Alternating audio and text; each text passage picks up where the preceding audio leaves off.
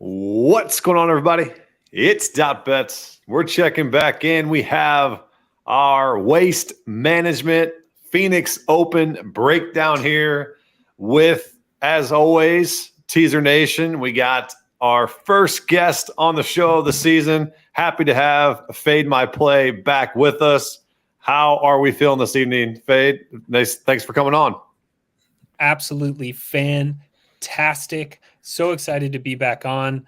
I love that you guys are talking about some guys already off mic about people that just get me jacked up. Also talk about an absolutely incredible event. I mean, this has definitely got some of the best juice when it comes to just fan involvement, player involvement. The guys who do well here always light it up. I'm excited for the entire week of events, of golf, of everything. It's just a fun time. Yeah, this is definitely I think this is my favorite tournament of the year. I know you got the Masters, you got the majors. This just gets me okay, it's golf season right now. Like this is like the event that just says, all right, let's get after it. And you know, it's got a little party atmosphere to it. But I can't get enough of it. I love the 16, 17, 18. So there's a lot that can go on with that. Teaser, how are we feeling tonight? As always, we'll go through our cards. We'll go through our placements, go through some DFS strategies. As always, Teaser, how are we feeling, bud? Yeah, man, I'm feeling good. Like you guys said, it's just a good one to kick off the season. It's basically kicking off the season. You know, Pebble Beach is a great course, but it's just kind of a crappy field. I mean, there was Torrey Pines, we got Homa in that one, but it's, you know, just the 2-course setup just kind of isn't it, you know. So this is definitely the first of the, you know, good ones this year. I didn't really have a great week last week, Pebble Beach, so we need to come back. It was a little weird. It was kind of obviously hard to cap because of the 3 courses, but I'm looking forward to get after it this week. So I'm glad it's one course. I hate the 3 to 2 different courses, and you place 18 holes here, 36 of this one. If you make the cut, it's super hard to handicap. Super hard. Then you got the amateurs involved too, then celebrities. It's a whole different dynamic last week. So we didn't get an outright. We should find one tonight. I think we have a winner amongst us for sure. Mm-hmm. And if you guys are on YouTube, make sure you guys hit that subscribe button, hit that thumbs up. If you guys are on Twitch, make sure you guys are following me there. And then if you guys are on Twitter, tuning in, simply hit that retweet button. It goes a long way for us as we continue to give you guys shows every single week. All right, so let's dive into the course itself. Faye, do you want to go over the course itself and what kind of attributes you're looking at for guys to target this week? Absolutely. This is obviously TPC Scottsdale in Phoenix, Arizona. It's actually a pretty exciting time because they're also hosting the Super Bowl, which is going to be an electric weekend for anybody who is there. But more importantly, let's talk about the Waste Management Open. Here, you're always going to see guys that really get it out there with the driver. I mean, distance off the tee is definitely going to be a big help here.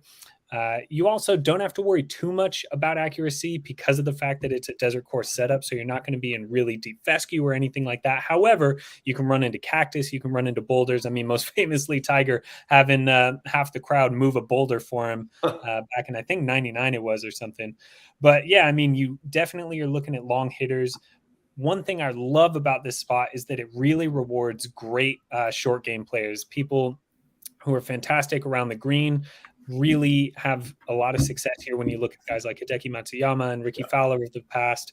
You know, I really enjoy taking those stats, putting them together with a bit of driving. And then, of course, approach is always big, but it's those strokes gained tee to green. And actually an interesting stat is that the last 4 winners of this have gained tee to green, around the green, and putting in their previous tournaments. So something to consider. I mean, those type of trends are always hit or miss. I mean, you can't really say that one form of betting is going to guarantee you a winner, but it definitely tells you what type of golfer is that wins this tournament. And also when you look back at recent winners, you know, they definitely meet those standards. I mean, this was really the tournament that made Scottie Scheffler who he is now. He had 0 wins, wins this. A few weeks later, he has 4. So we could see that this year with a newcomer. It wouldn't surprise me, but I think we're going to see a familiar face win this one. I agree. Teaser, what are you looking for in the golfers you're going to target at this course this week? Yeah, no, he kind of said basically everything, there needs to, know. But I mean, just for me, just the course history, just like there's really no advantage to long or short hitters, kind of like what he said.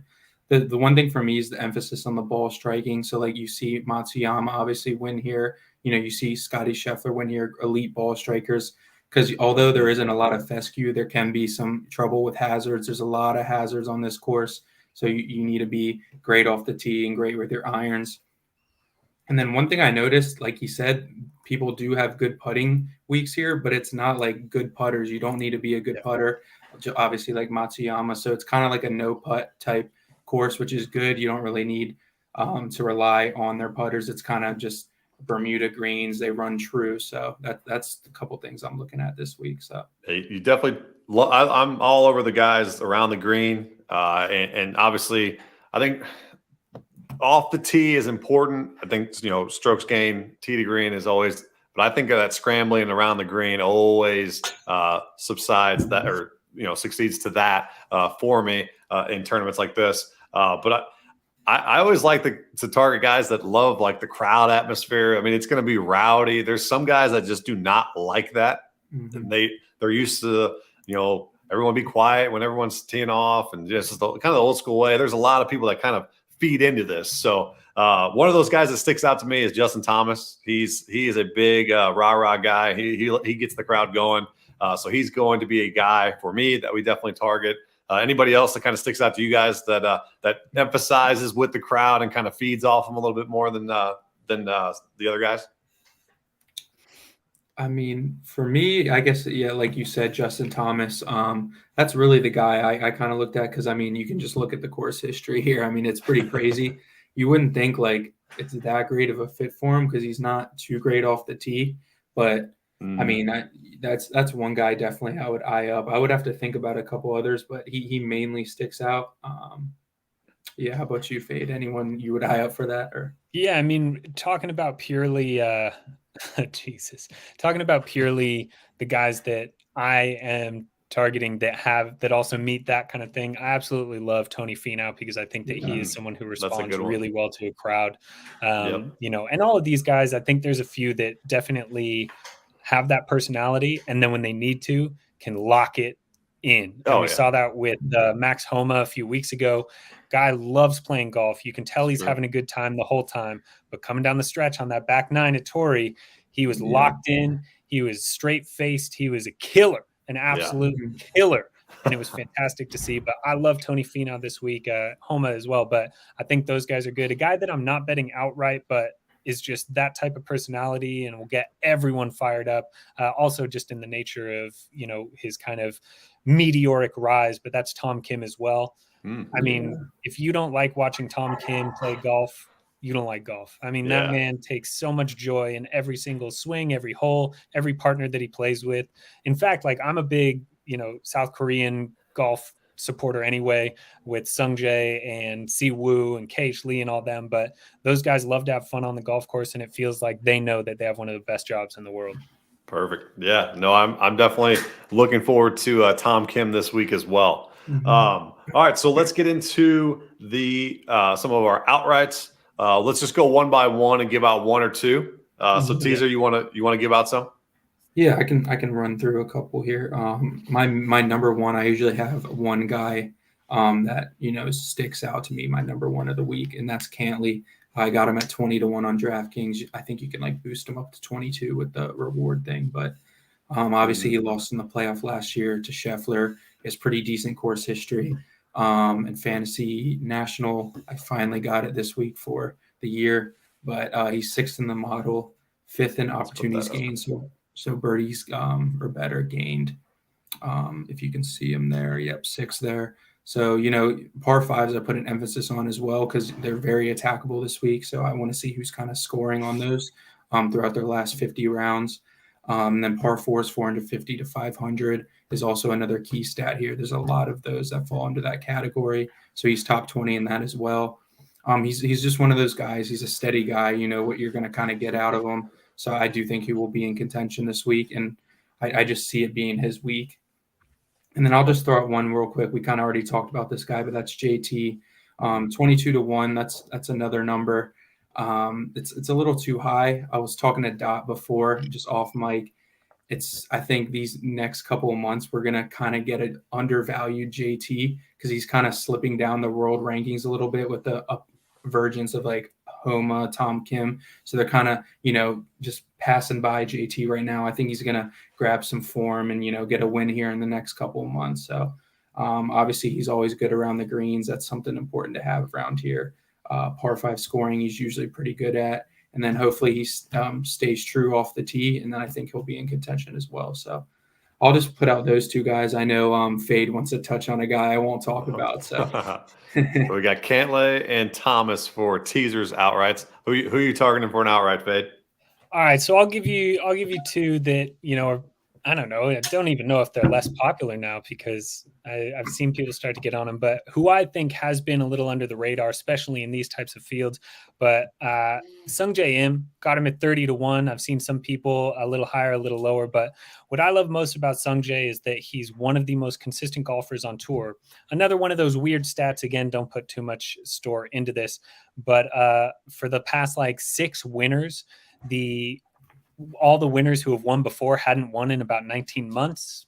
Sungjae is meeting that requirement, I'll tell you that. But he's just a guy I love to lose money on because I never feel bad about betting him because he is so elite when it comes to every aspect of his game. The only thing that's really a knock against him is his driving distance, but he's definitely putting a little bit more on of that. But his accuracy is normally elite. His approach game is fantastic. If he gets, the putter rolling, his around the green play, I just absolutely love what Sungjae can do. He's a guy that I very much think will get a win, if not this week, very soon. But in a field like this, I think he thrives on that. As we saw, if you guys watched the President's Cup, he was carrying the internationals for so long. So I love Sungjae Im this week. And then the other one I'll give you, yes, we talked about this, Sam Burns, 55-1. It's a slap in the face to Sam Burns and all Sam Burns supporters. This guy is an elite putter, very solid driver of the ball, very good scrambler. He had a decent finish at the Amex with a T11 there, gained in every strokes game metric.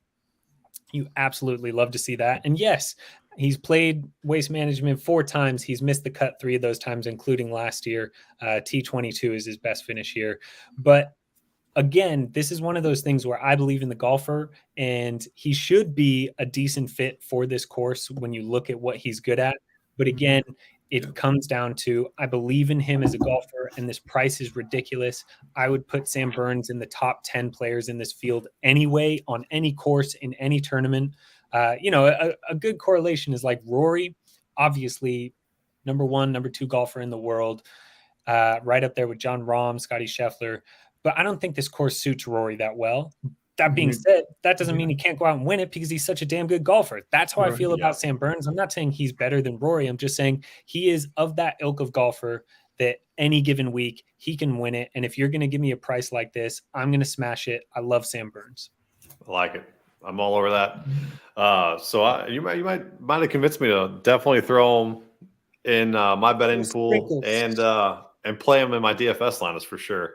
So I'll get into mine very quickly. Hideki is my go-to. It's kind of chalky, I guess, but he's only 10% owned in DFS. So maybe people are just gravitating to somebody else, but you can't deny what he's done at this course. He's got 2 wins. He's just coming off of an 8 finish last year.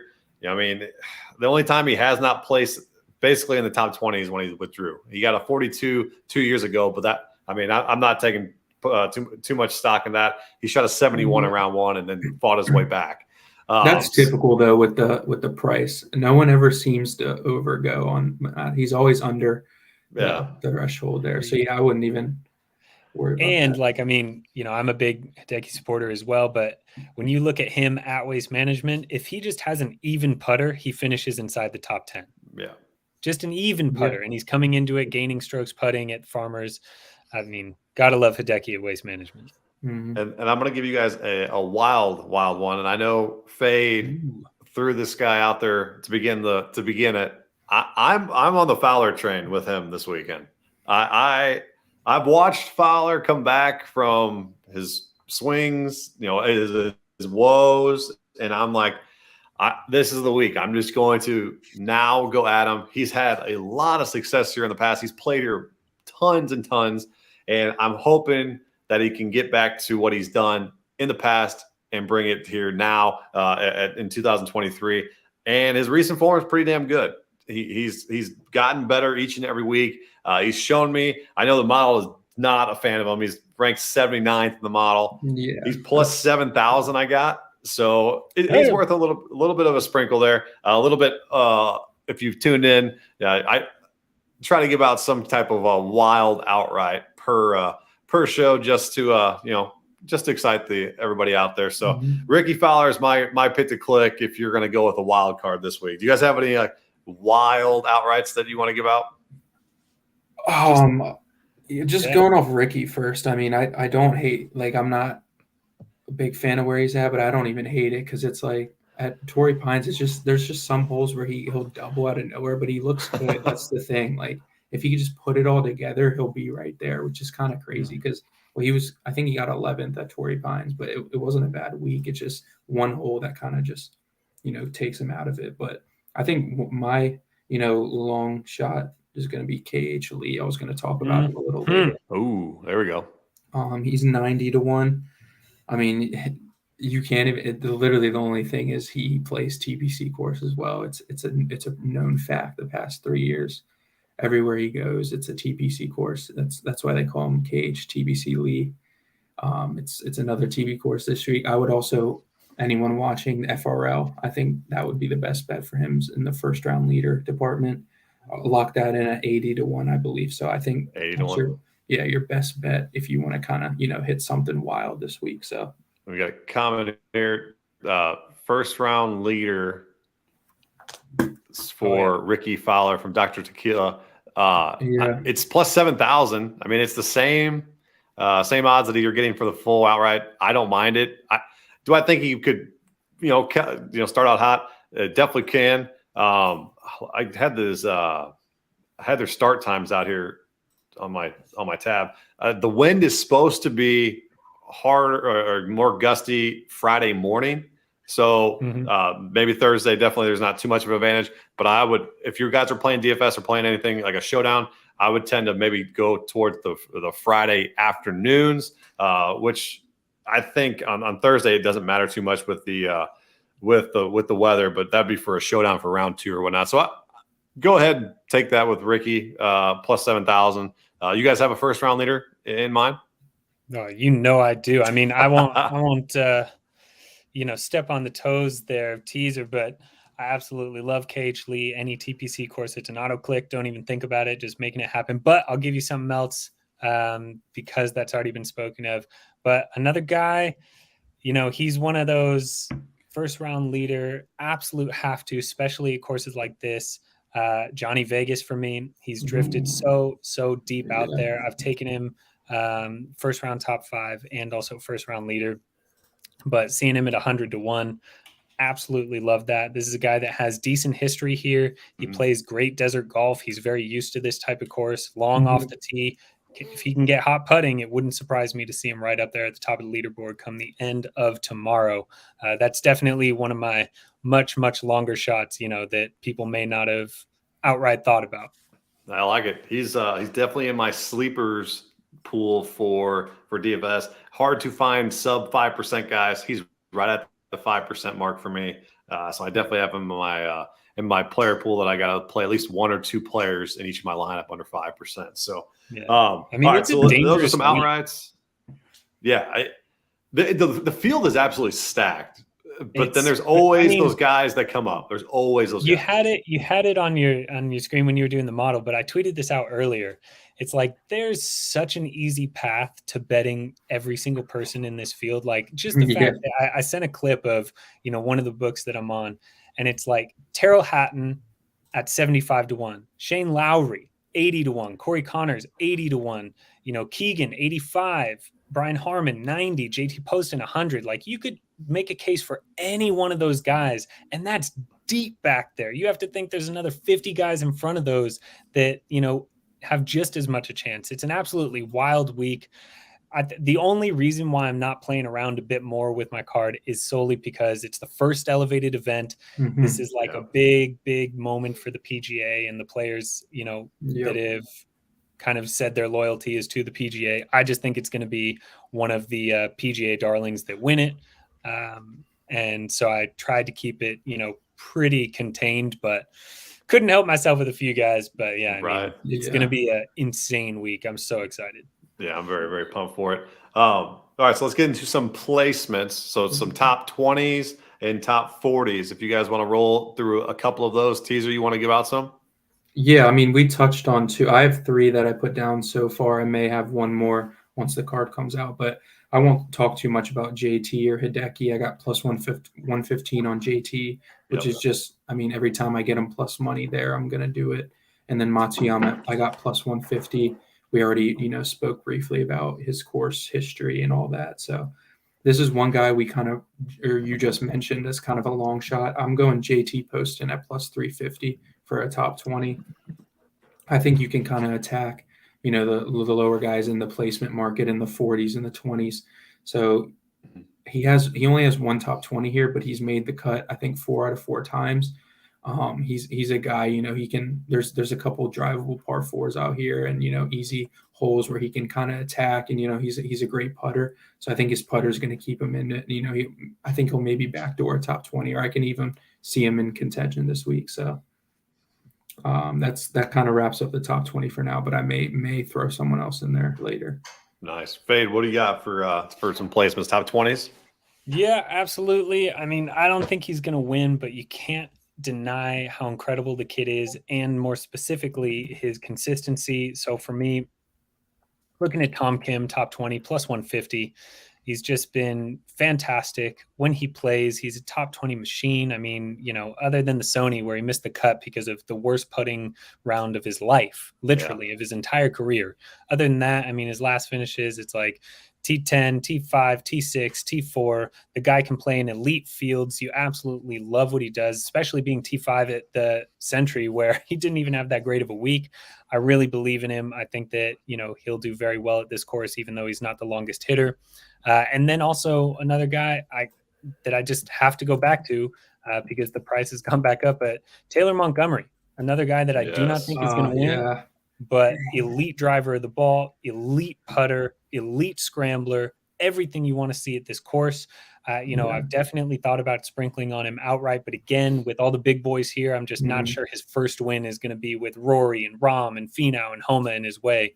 But this guy, again, is a top 20 machine in his last, I'm looking here, 15 starts. Only 2 have been outside the top 20 and none of those have been outside the top 15 when he does make it. So it's like, this guy is just absolutely fantastic. I'm excited that he took a break and is now coming back. I'm glad he didn't play at Pebble. And at plus 230, I think that's a fantastic price on a guy who's proven that he can hang with the big boys. Maybe not get it done all the way, but it's definitely on the way up. I like it. He was the guy that I wrote down. I have not done anything with Montgomery yet, but he's a guy that I'm like, man, he's going to screw me if I don't play him in DFS, or if I don't bet him, I'm going to be really pissed if I don't play him. Ticks every box. He's really good, man. He always finds a way to he was on my Tory card, but he always finds a way. I want to play him, but I just never can he can't make it on the card. I don't know why, but he's just so good. So I'll round out the top 20s. So I'm on Thomas and Hideki as well. Love those plays. Thomas is my favorite play of the week, a top 20 plus 115. And then have a comment here from Dr. Tequila, asked about Fowler top 40. I'll one up you. I'm taking his top 20 at plus 230. Or plus 250, sorry. Plus 250 for a half unit. Like I said, I'm going to take the outright with him. Hope and pray. But I will definitely go with the top 20 here. If you want to take top 40, you definitely can. I'm not a big fan of taking, minus guys on placements. But if you feel necessary, I think that's a good bet with Fowler. who's got pretty dang good course history right there. If you guys do have any other questions, please throw them in the chat. If you're on Twitch or if you're on YouTube, put them on the screen. We'll answer them and let you guys know our thoughts on any particular guy that you guys are looking at for DFS, placements, outrights, whatever you guys are thinking. We'll be here probably for another about 10 to 15 minutes or so, rounding up our cards and talking some DFS. So you got any top 40s out there you guys want to talk about? Teaser? Yeah, I mean, I'll just throw in. I mean, we talked about him, KH Lee. You can get him at plus 125. Yeah, I mean, definitely one unit play for me. I might do a little more personally on it. I'm just so comfortable with him here. Obviously, it's a big, tournament, but I mean, he's really just shown a lot the last 3 years in these TBC courses. So, I mean, I'm just going to ride with that at that value. Every time I get that, plus 100 to plus 130 on a top 40, I like it right there. So, and then just another guy before we go on. If this guy wins, I'm retiring from golf betting. It's Cam Young, because this is the one week in the last 7 months I haven't been on him. I tell you, I'm on them every week. I'm just letting everyone know who's watching. It's going to happen. I'm telling you. Absolutely. Fade, what do you got? Any top 40s? Yeah, I got to back you up on KH Lee. But I'm going a little bit square here, but I'm going to be taking Brendan Steele actually as a top 40. I got him at plus 120. Now, top 40 is not usually my bread and butter. I'm pretty garbage at it. And Steele is he's exactly what you don't want at this course. He's a garbage putter, pretty bad scrambler, good driver of the ball, good approach play. But for some reason, he just does well here. Yes, he's missed a few cuts, but he also has a bunch of top 10 finishes.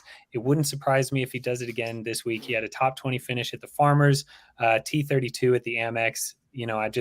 I think that he can get it done, and the good course history definitely inspires me. And then another guy, much, much deeper, but Steven Yeager at plus 220, great driver of the ball, solid putter. And again, that scrambling game is fantastic. In his last 5 starts, he's finished inside the top 40 in 3 of those, but also a top 10 there.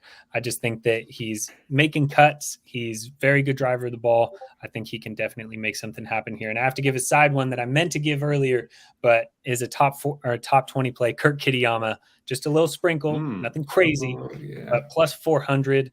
I mean, talk about a guy that all he needs is the putter to go. And this guy can make some serious moves. He's shown that he can compete with elite fields.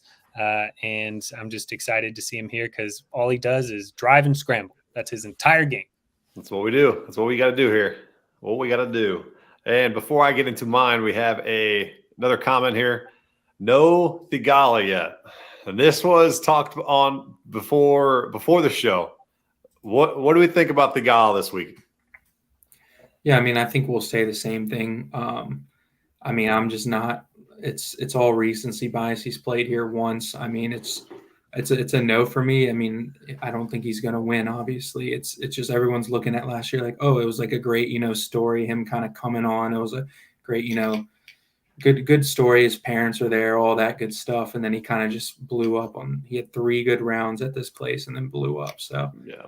I'm not touching him this week. I mean, I could see if you maybe wanted to dabble in the top 20. I guess he's like not too bad of a, course fit here. Like he's a good driver of the ball, but yeah, I'm just staying away from him. There's not really much to go off of except last year. So right, yeah. I mean, his recent form is pretty good. I mean, he comes off a T4, and I'm surprised he's just not getting more love in the DFS side because he's only at 10%. Usually guys like the guy, I think it's because his salary is $8,500. If he was mid 7s, I think he'd be one of the top owned guys or low 8s. I think he's just priced up a little bit too high, which I think DraftKings did a pretty good job of doing that because it ties into his recent form and then, how he played here last year. Just be a guy that a lot of people start to target. But I think once you try to put a lineup with him in there, it's very tough to get to an elite lineup. So you're going to have to go that balanced build that not a lot of people will go to. So I do think that's a way to get different this week is a little bit more balanced build.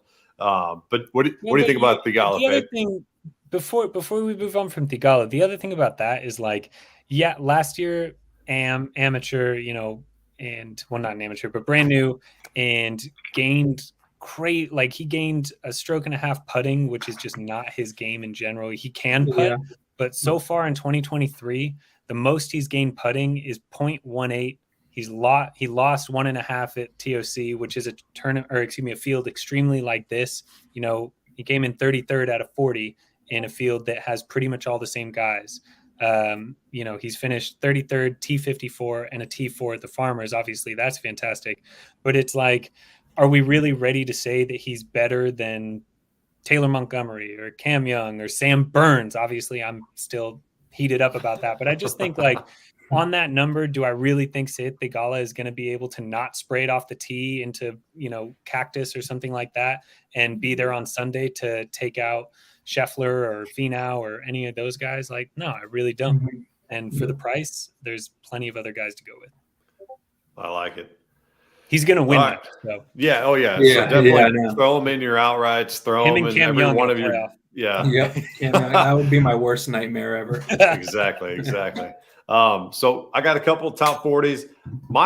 So my second favorite bet is Shane Lowry plus 115 top 40. I think he's just getting slept on this week. I haven't heard much about him. He is going at ownership of 6% in DFS.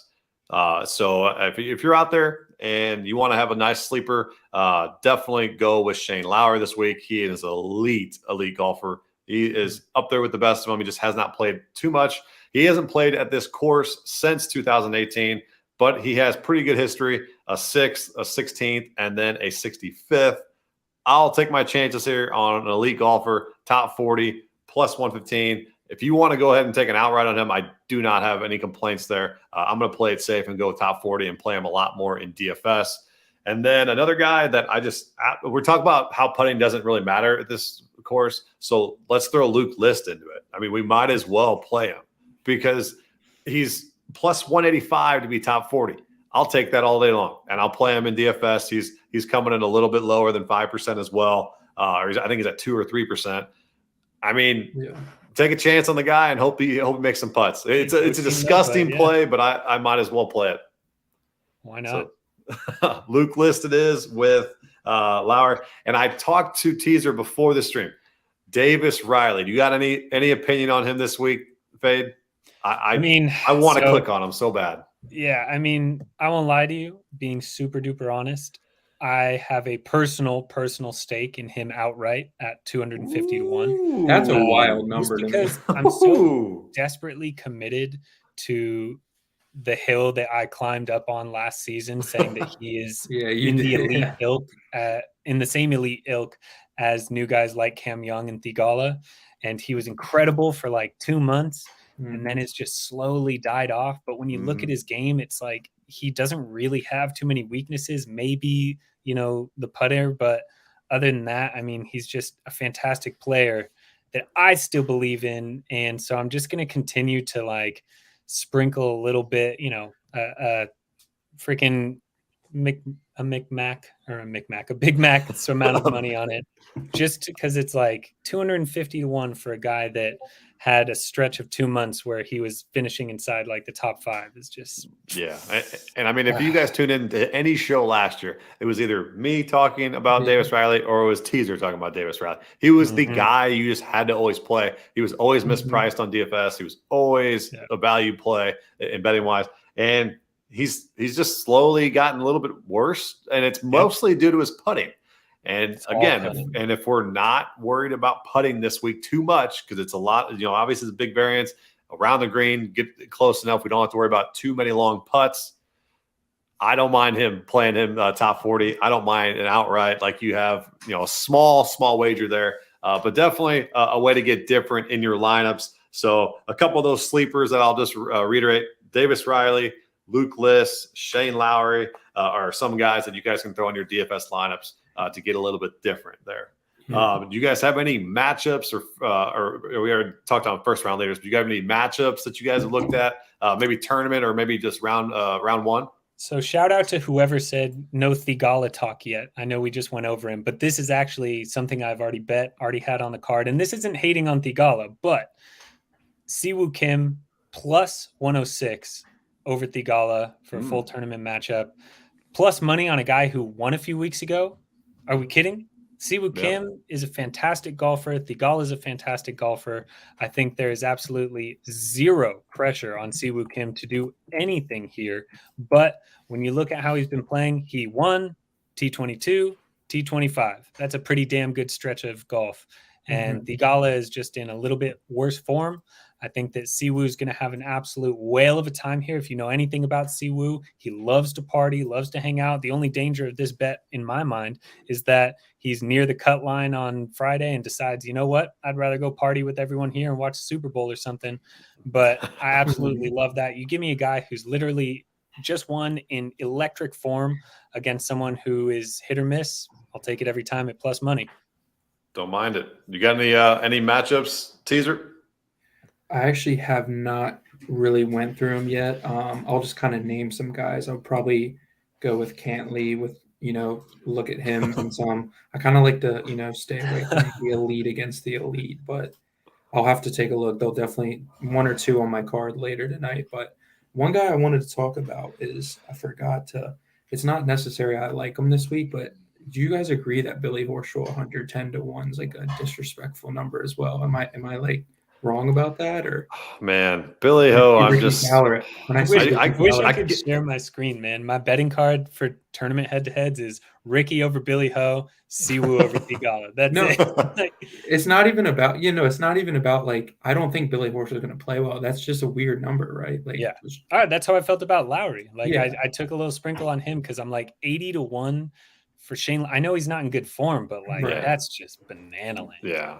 I agree. I was just a thought. Yeah, I was just like, I don't know. Like, obviously, he's more of a grinded out type guy, like on a major type course. But it was just a weird number, just like the Burns number, kind of. But I mean, Billy Ho plays this course pretty damn well. I just pulled it up. Does he really? I didn't even check his course. He got a 6th last year, 53rd the year before, and 9th, 39th, 43rd. He's only missed the cut once in 10 years. Yeah. I mean, he's got some good damn form here. So. I didn't know that until I just Billy Horschel T40. What's that? I think I just talked myself into it after hearing that. Oh, let's look at it. Holy cow! Oh, damn. I didn't even think about Billy Ho this week. I literally other than being plus 110, plus 110. Lock it in. Lock it in. That was a stream play right there, right on the stream. I love it. Right on the stream. All right, so let's talk about some of these elite guys at the top that we have not discussed and why we haven't discussed them. Are you playing them? What's the reasoning for it? So let's just go right off the bat. Jon Rahm. What are we doing with him? I'm playing him a lot in DFS. I think I have to. A lot of people are off of him. He's mid. He's like, I think he's around 16 to 17%. There's 4 or 5 guys ahead of him. I think I got to get over the field here on Jon Rahm. What do you guys think about him this week? I mean, you can do it in DFS, but he's literally like impossible to bet. I'm not taking a 7 to 1, even though he'll probably be in contention. Every tournament matchup, he's like minus 150. Even against Rory, he's minus 150, which is actually kind of crazy to think about. But so you can't bet him anywhere except play him on DFS because he's going to have a good week. I mean, you could take a 7 to 1, but I wouldn't really advise that in this field. And then Rory is the same way. Like it's just unbettable numbers everywhere in the market. So, what do you think, Fade? I couldn't agree more. I want to find a way to get action on Jon Rahm. I have him in a couple of DFS lineups just because there are ways to fit in great guys. Because the field is so loaded, I feel like you can do stars and scrubs, or you can do kind of more even plays. But he is the hottest golfer in the world right now. It would be silly to ignore that. Also, the fact that he has a pretty damn good history here, never finishing outside the top 20, 4 finishes, top 10 or better. And just the fact that 4 of his last 7 starts are wins. I mean, how do you fade a guy like that? The only thing I'm thinking is just the fact that Jon Rahm is not the biggest party guy. I can see the tournament itself getting to him a little bit more than a normal person, especially if he has a bad shot and some drunk idiot gives him shit. you can see Grumpy getting angry, and that's the only reason why I take him out of my betting card. And like you said, 7-1 is, I say unbettable, but I bet him 7-1 at Century. I did But too, but that's different. That's yeah, 40 that was people 30 in that guys. field. This is a much different field. Also, Definitely. Right. I just think it's hard to ignore, but not in a field like this. This is the most elite players in the world. 7-1 is bananas. And I would say to try to get a better live number, but these books have just been kind of so timid. scared. Yeah, so timid with Rom. They don't want anybody to get any better number. So I would say, I would agree with Teaser and Fade here. It's unbettable if you're playing DFS, regardless if you're playing high risk or if you're playing cash games. You got to play some John Rahm this week. So then we got Scotty Scheffler, guy who won it last year, took off after that. You guys going back to the well here at all? I'm always fading Scotty Scheffler. I have no idea why. Yeah. I don't have anything against this guy, but it's just like I can't ever get to him in DFS. And anytime that I want to bet him, it's just like I just don't get to him. And then all of a sudden he wins the tournament. I'm like, shit, why the hell don't I like this guy? What do you guys think about Scotty this week? I'm the same way with him. I don't hate the guy at all. Like, it's just I never bet him. I don't understand. Like, I think I was on him in one of his wins. I don't remember. I think it was the Arnold Palmer, I believe I bet him last year. But it's just like, I don't know. I mean, the 12-1's not really appealing to me, to be honest. I don't know if he goes back. And realistically, ever since that kind of, run stretch he had, I mean, what I would say he hasn't been himself this year. I don't think he's been like his elite self. If you kind of watch his game up close, if you just watch golf on a weekend or you just tune in Thursday, Friday, he has some mistakes that aren't really Scotty-like. So I don't think his game is where he wants it to be. Obviously, he can go out and shoot 20 under this week and win or whatever. We'll need to win. But yeah, I mean, I don't know. It's just there's something with him. I just never take him, like you said. It's weird, but the 12-1 also doesn't help. I'm not a big fan of the 12-1 there. So right. Yeah, I mean, what do you think, the thing with Scotty that I see is, and I know I'm not the first guy to say this. It may have been Mayo or something like that. But what's really been the hard part of his game in the last few months, even going back to last season, is the putter. But you were just saying it. I mean, Luke List and Davis Riley, why are we taking them? Because of the fact that this is a place where the putter's kind of mitigated. And even though in his win last year here, he was gaining on the greens, but great history here with the T7 and a win, obviously. He's been in decent form, like finishing, even though, again, Century's only 40 guys, but T7 at Century and T11 at the Amex. If that putter can get back to even and he's doing everything else elite, there's no reason to think he can't win it. I just think the only reason I'm off him is because the pressure of back-to-back wins at the same spot seems very, very tough to me. I mean, we saw KH Lee do it this past year at the Byron Nelson, and Hovland do it, but like it happens so rarely. And any reason to not bet a guy is what I'm looking for, because I want to bet them all. It's Scotty fucking Scheffler. Exactly. But if there's something that I can pick out that may give him a little extra trouble, going into the weekend or something, feeling like, oh, I won it last year, I'm in contention, I need to contend. You put that extra pressure on yourself. You can miss a dumb putt. You can, fluff a chip shot, anything like that, taking him off. But I think he's a very smart one and done play. I think he's a great DFS play, And yeah, just to reiterate off that point is like, I know we all, like, just even who is watching, we all look at stats and stuff, like that's cool. Like we kind of find the best, the way to navigate. But like, I kind of look at trends like that. Like I'll take Scheffler out just because of that. Like you were saying, like, I don't see him winning back to back. It's very rare that happens. So yeah, that's like another way. It's like, you can kind of dumb it down for yourself and, pick who you like and who you don't like. So we got a comment here. So, person in our Discord said he's got 3 matchups he's got some questions for, so we can rapid fire. First one, Thigala versus Horschel, and this is for the tournament ones. So Thigala minus 102, Horschel minus 126. That's a good one. In my opinion, I'm going to stay away from that. That's my honest opinion on that one. I'm going Horschel. Yeah. If I had to pick one, I'd say Thigala just because recent form. Woo. All right, next one we got Jason Day minus 134 to Seamus Power plus 104. Jesus, got a better one for this person. I would take Jason Day again, but I have on my card already Jason Day at even money to be the top Australasian. So there's only two other players, Lucas Herbert and someone else I forget. But I do think he'll do well. But Seamus Powers is a spike guy. He either crushes it or he completely loses it. But that's a terrible way to lose one. But I do think he does well. And I think I'd take him over Herbert any day. So that top Aussie is a good look. I like it. And then the last one here, Alex Noren versus Siwoo Kim. Alex Noren minus 134, Siwoo Kim plus 104. What? Norwin played very good here last year. He had a sixth finish. He likes this course a lot. He is actually So I mean, based off that that's number, a tough one. Yeah. Based off what that value line is, I would go Siwoo because he's plus. I mean, that's kind of where you have to find your tournament matchups. I either stay away or look for value. So that the value's on Siwoo there. There's no value on Noren. You're never going to take him minus 135. I'm never taking Alex Noren minus 135. And also, like, I've seen him on a lot of cards this week. And like the thing that bothers me is like he hasn't played a PGA Tour event since November 13th of last year.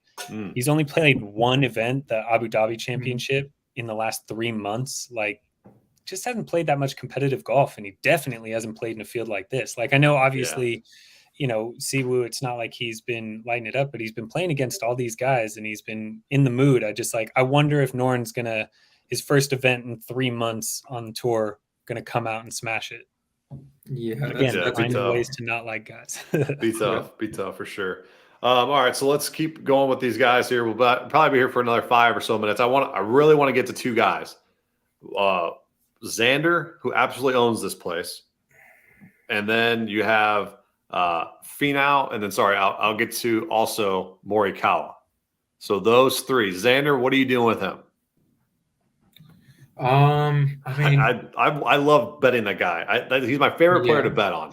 This is another guy I just don't really bet often unless it's in a major. Like, I usually just bet him at the Masters and call it a day. But and get heartbroken on a Sunday. But it's whatever. But he's 16-1. I don't hate him. I mean, it's kind of just really honestly with this is just who's your favorite in that elite group. You really can't go wrong. Honestly, it's like the only thing I'll say about Morikawa is Jason Sobel's on him this week, so I'm out.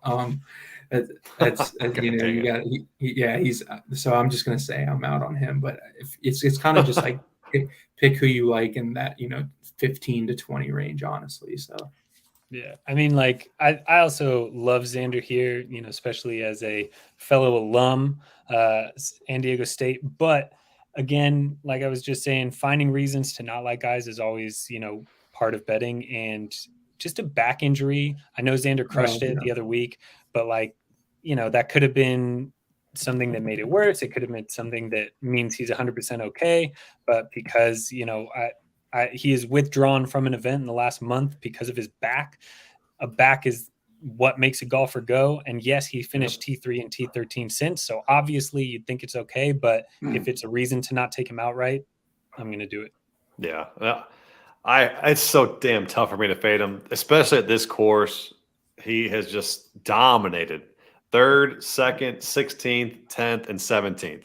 And it's just like, how do you fade that? It's kind of like how you fade Rahm here. It's really, really tough. You got to get the right number. I just think it's 16-1 or 14-1 isn't it. So I probably won't bet him. Maybe if I get some, live round betting value there, definitely could go that route. I actually am on Morikawa though. I'm going to go against Jason's best or whatever. But yeah, I think he's back to his elite approach game that. Oh my God. Yeah. And he's got a 3rd and a 2nd, his 2 starts this year.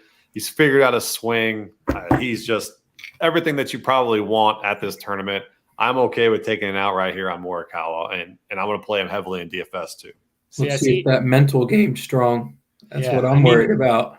Okay. I was going to say the same thing, but I actually think that's not what worries me is the fact, losing a 7-stroke lead, that sucks. But at least he did it in the Century where it's like you're playing against literally the best that there is. Yeah. But also the thing with Colin is like for the same number, I can get Tony Finau, who I think fits this course a little better. The reason why I am out on Colin and I was so close to it because one, I think there's courses that fit him better where you can take him, but it's because watching the Sentry every second of that, and watching even the Farmers where he had the solo third finish, I saw some chip shots that it's like, I do that, like just fluffing it 5 feet in front of you, or trying to do a bump and run that just rolls back down to your feet.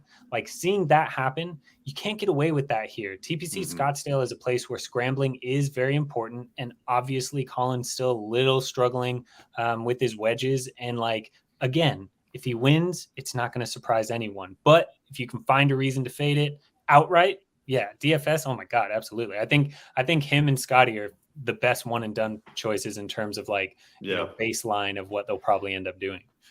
I'm good with that too. So anybody else that I have not mentioned that you guys are thinking of? I mean, we didn't really talk much about Homa, but what are you guys doing there? Yeah, I mean, what's there to say? Guys in elite form. Only John Rahm's been better. Yeah, it's tough. Yeah, play him. I'll tell you one guy that that's one right there. Fitzpatrick. What do you think about Fitzpatrick? I was just you read my mind. Was that hit? He has a neck injury. Yeah, fade neck, man. Last week we made some money on him. If you wanted to do a miscut 5-1, I got Spieth and Hovland over him last week. That worked out. So I'm still just not. I'm not going to touch him this week. He might be feeling a little better. So you got to see how he plays. I'm not too. And that was wild because he was playing pretty damn well, and then all of a sudden it just went downhill very quick for him, and ended up missing the cut on Saturday for it. So yeah, I'm glad I read your mind there because Fitzpatrick, he's always one of those guys you want to play. But yeah, the reason that you put it there is like with these elite guys, if you can find one or two little things that just make you not want to play them, I love that mindset. So hopefully the viewers took that with them. We got one final comment here. It's on a matchup for the tournament.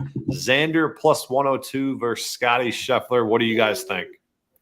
Man, my matchups are pretty much all excluding the top 20 guys in the field. Because it's a coin flip for literally everyone. Like I wanted some way to get Rahm. I thought maybe I could get him close to even money over Rory. He's minus 140. Get out of here with that. anyone that has like an outright price of 30, 35 or less could win this tournament, and it wouldn't surprise me. There's just no way I can play those top guys because all it takes is one shot. Like, would it surprise you if that matchup came down to, you know, the last few holes on Sunday? Yeah, exactly. No, like I want to find matchups where I think someone has a decent chance of missing the cut versus someone I think is going to top 20. Exactly. Yeah, I like that mindset there too. All right. So any final thoughts, final conclusions? We want to wrap it up. Teaser. I'm good, man. It's just I think we touched on a lot tonight. So I think, you know, for me, I'm hoping Cantley plays well. That's my number one. Hoping that keeps strong. Homa was my number one 2 weeks ago, so we got to hit another one this week. So I like it. Anything else, Fade? You want to conclude with? The only thing I will say is I'm not a DFS guy. I'm proven losing in DFS. Outright betting is what I do. DFS isn't. But if there's one DFS tip I could give, don't sleep on Mav McNeely. He's not injured. He was just fucking over it. This is a course that should suit him well. Nobody's thinking about him at all. Throw him in a couple lineups. Maybe he tanks, but I think there's something sneaky where he does extremely well at this tournament. Also, because I just had to look, not that this is the end all be all of things, but Data Golf has Sahith Theegala and Billy Horschel level in terms of outright winning percentage, top 5 win percentage, and top 10 win percentage. That's what I'm saying. There you go. Yeah. Come on now. DraftKings 110 on Billy. Come on, man. All right. So that's another sleeper for you guys. Maverick McNeely. He's at 3% owned on DK. So we gave out tons of sleepers for you guys. And if you guys end up playing DFS, I would make sure you guys go with a more balanced build. That's going to be a little bit more unique. And you want to be so aggressive with those stars and scrubs for you. But yeah. We appreciate you guys tuning in. Appreciate Fade for coming on. Always appreciate his insight. And let's get after the Waste Management Phoenix Open and find ourselves an outright winner, guys. Appreciate you guys. Yeah. See you.